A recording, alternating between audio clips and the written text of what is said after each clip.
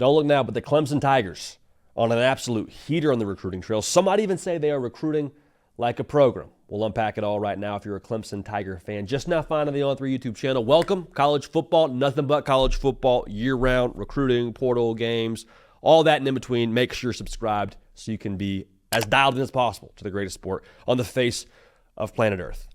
Clemson's been on an absolute just mission on the recruiting trail since last Friday.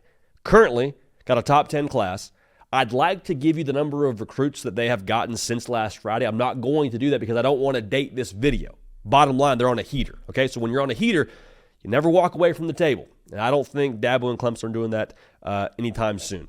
Now, the reason why this is more important for Clemson than it would be for X, Y, and Z other program is because of exactly how Clemson's operated on the talent acquisition side for the better part of, the last however many years. I'm not going to say Clemson doesn't use the portal because that's no longer true. They do use the portal. However, they are very selective in how they operate within the portal. So what we say on this show is the transfer portal and recruiting is like going out to eat in groceries. If you're going to eat in every night, that's totally fine. But if your expectations are to have 5-star quality, national title quality meals every single time, well, then you better knock it out of the park at the grocery store. You better make sure you get creme de la creme. We're not shopping off-brand now. We're making sure we get everything we need to eat at the highest level to win national titles because, again, that's what they have essentially created the standard at Clemson to be. Like when you make the college football playoff 6 times in a row and win 2 national titles and make the playoff this past season as well in the first year of the 12-team playoff, yeah, you expect to have a national title caliber kind of experience. And so with that being the case now, this is extra important for Clemson to be recruiting at this level because you're not going to the portal to fix recruiting errors. So I think it is more important that Clemson's in the top 10 at this point in time and that they're having this kind of success early on in the 2026 cycle. I also think when you look at what Clemson has been, we just mentioned elevating the standard, making the playoff, all those things. When did that happen? Better question, why did that happen? When and why are the same thing. It was when Clemson was recruiting in the top 10. During that stretch, 2015 through 2019 or 2018, whatever it was, that 6-year stretch, Clemson recruited in the top 10 every single year except for one. And that one year, they were at number 11 in the On3 industry team recruiting rankings. So to me, this is all about the blueprint that Clemson has had in place previously and what they're trending towards right now. Super early on in the cycle. I get that. We'll get to that in a second as to my thoughts on that. But Clemson, so far in this class, has got 2 big-time wide receiver commits. The most big-time being a top 10 wide receiver in Naeem Burrows. What was our point we were always critical about with Clemson the last couple of seasons? My big gripe for them when I wanted to see them go to the portal was, hey, I don't see a difference maker on the outside. I don't see a guy on the roster right now that gives me the make you nervous kind of vibes when I watch him on tape. Nobody liked that. According to what they've done so far in this 2026 class, according to what they did in previous classes as well with the Bryant Wesco and TJ Moore, like they're starting to kind of get back to their ways there. That's encouraging to me if I'm a Clemson fan. You got to have it in modern college football.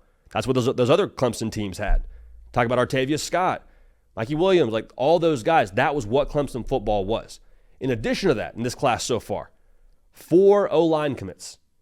Those Clemson teams that competed for and won national titles, it didn't matter if it was Alabama. It didn't matter if it was any other team in the ACC. They could line up with you, go toe-to-toe, go big on big, and they had what they needed.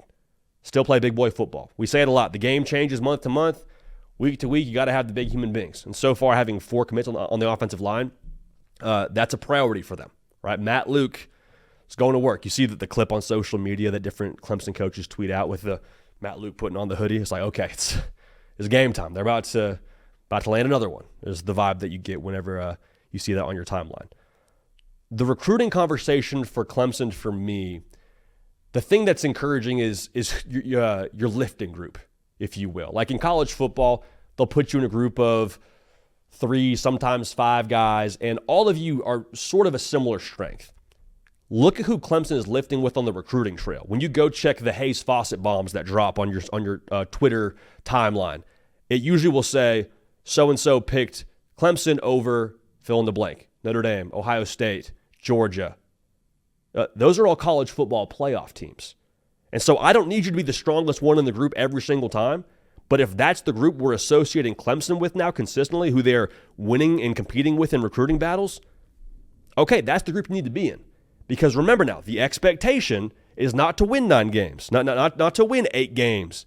It's win the ACC, which took 9 wins last season, ball up top, and go compete for national championships.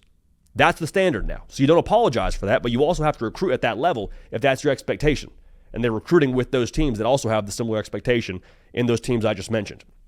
So a lot of people will see this and say, well, this is kind of what Clemson does, right? Early rush, try and get a lot of guys in the boat early on in the cycle, and this is kind of, their MO. It's not untrue, but I don't think I'm really as concerned about how they operate on the recruiting trail timing-wise as much as I think it's worth noting the quality of player. Like, I don't care if you land a guy like Naeem Burrows, top 10 wide receiver we already mentioned. I don't care if you get him on signing day or if you land him in the month of March. A top 10 wide receiver is a top 10 wide receiver. As long as pen meets paper, okay, let's roll. I'm not worried about the timing of it. Some people, though, will say, well, JD, modern college football, you still got to hold on to him. Yes, absolutely. You got to hold on to him. There's no way around that. But what's the easiest way to hold on to a top recruiting class? For me, I think it's handle business on the field. I think it's go do what you did a season ago and go make the college football playoff again, go win the ACC again. And if you've watched this show for a length of time, you know that we feel very strong about Clemson in 2025. I love all the pieces. On paper, I don't think there's a ton of things that you point to for Clemson and say, it's going to hold them back. Not at quarterback, you don't say that. Receiver position, you used to. I don't say it anymore. You just got one of the best defensive coordinators in the sport who's running that side of the football for you. Garrett Riley, I think he's been phenomenal for you to this point now, and especially with him and Garrett, hearing him and Cade Klubnik rather being more synced up. There's a lot there to be excited about. And so if you're going to have success on the field yet again, that's where this thing really starts to flywheel.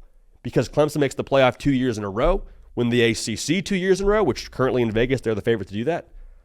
At that point, this Clemson brand starts to elevate a little bit more, I think, in the minds of recruits. And Dabo Swinney, very quietly now, has 2 national titles to his name.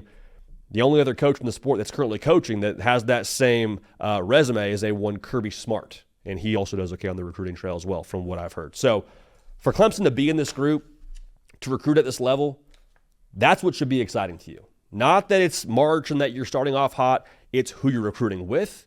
It's great to have success, but the quality of player they're landing and who they're landing it over, that's to me what makes Clemson really dangerous. So if they win again on the field at the level they expect to, the level I think that they will, it's going to be like a powder keg, and the match will absolutely be lit in Clemson, South Carolina. So let me know your thoughts. Get at us on the socials, Instagram, Twitter, at JD PicKell, all that. Let me know what you think about Clemson and their success on the trail so far. Cato on the 1s and 2s, myself, JD PicKell. We appreciate y'all, love y'all. We'll keep this party rolling, and we will see y'all next time.